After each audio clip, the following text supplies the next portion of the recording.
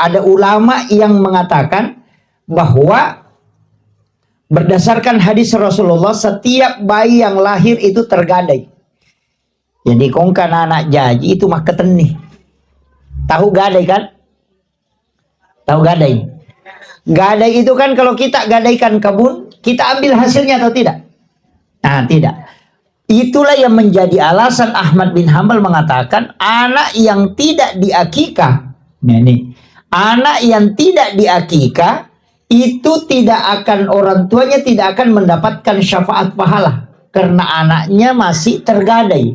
Karena Rasulullah mengatakan lepaskan gadaian anakmu dengan akikahnya. Nah, dari situlah kenapa setiap bayi yang lahir walaupun tidak sampai 7 hari akikah, supaya kita miliki nanti kalau di hari kemudian. Nah, bahkan jika ada orang keguguran, nah janin itu sudah berbentuk manusia, cuma tidak ditahu jenis kelaminnya apa laki-laki atau perempuan, maka kita diminta untuk memberi nama laki-laki, bukan nama perempuan.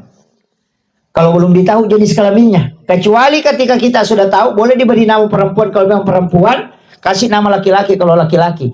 Tapi ketika anak itu belum diketahui jenis kelaminnya, kasih nama laki-laki.